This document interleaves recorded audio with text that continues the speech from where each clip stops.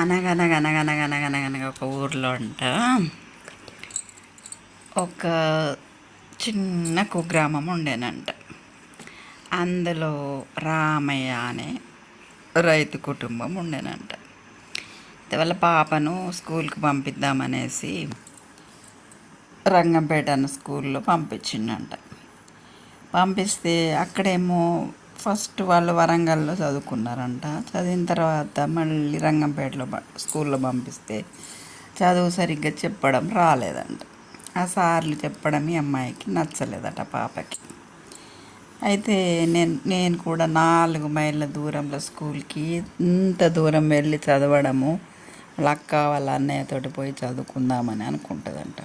అయితే వాళ్ళ నాన్నగారు ఏమంటారంట, అంత దూరం నువ్వు వెళ్ళలేవమ్మా, నువ్వు దగ్గరలో చదువుకో అని చెప్పంట. లేదు నాన్న, నేను కూడా దూరంగా అక్క వాళ్ళతో వెళ్ళి చదువుకుంటాను అన్నదంట. సరేలే అనేసి మళ్ళీ 4 మైళ్ళ దూరంలో ఉన్న స్కూల్కి పంపించిండట ఆ పాపని.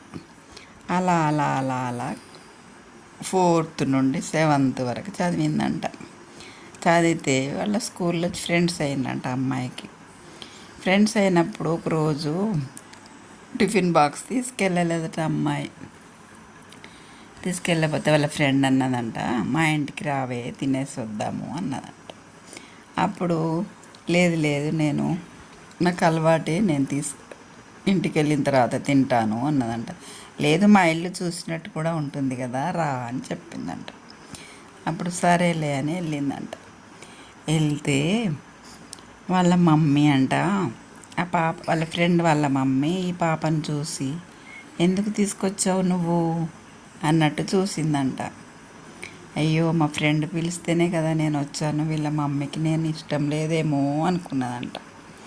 అనుకొని సరేలే వచ్చాను కదా, ఇంకా మళ్ళీ మా ఫ్రెండ్ ఫీల్ అవుతుందేమో అనుకొని కాసేపు అలాగే కూర్చున్నదంట. ఆ అమ్మాయి చకచక వెళ్ళి కాలు చేతులు కట్టుకొని, నువ్వు కూడా రావే తిందు అన్నదంట వాళ్ళ ఫ్రెండ్ని. అయితే సరేలే అని భోజనానికి కూర్చున్నదంట.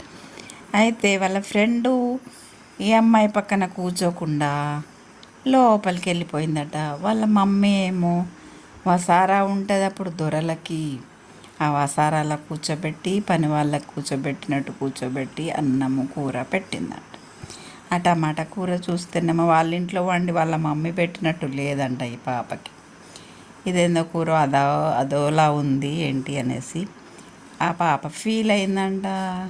ఫీల్ అయ్యి, వీళ్ళేదో దొరలు ఉన్నట్టున్నారు, వీళ్ళు నన్ను వేరేలాగా చేసి ఇక్కడ పెట్టేసింది, నా ఫ్రెండ్ ఏమో లోపలికి వెళ్ళిపోయింది అనేసి బాధపడుకుంటూ అన్నంలో నుండి చేతులు కడుక్కొని ఆ ఫ్రెండ్ కూడా చెప్పకుండా వచ్చేసిందంట. అప్పుడు పెద్ద పెరిగాక అమ్మాయికి అర్థమైందంట, వీళ్ళు దొరలు మనల్ని తక్కువ చేసి చూశారు అనే భావన కలిగిందంట. అప్పటి నుండి వాళ్ళ ఫ్రెండ్తో మాట్లాడడం మానేసిందంట.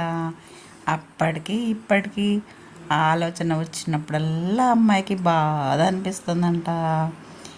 పిల్లలు ఇలాగా తారతమ్యాలు చూపించుకోవడం అనేది తల్లిదండ్రుల దగ్గర ఉంటుంది, పిల్లల దగ్గర కాదు అనేసి పెద్ద పెరిగాక అమ్మాయికి అర్థమైందంట. పోనీలే అనుకొని కూర్చుందంట. దీన్ని బట్టి మీకేం అర్థమైంది పిల్లలు? ఎవరైనా కానీ ఫ్రెండ్షిప్లో తారతమ్యాలు చూపెట్టకూడదు. ఈ కథ అయితే మీకు నచ్చినట్టయితే లైక్ చేయండి, షేర్ చేయండి, సబ్స్క్రైబ్ చేయండి.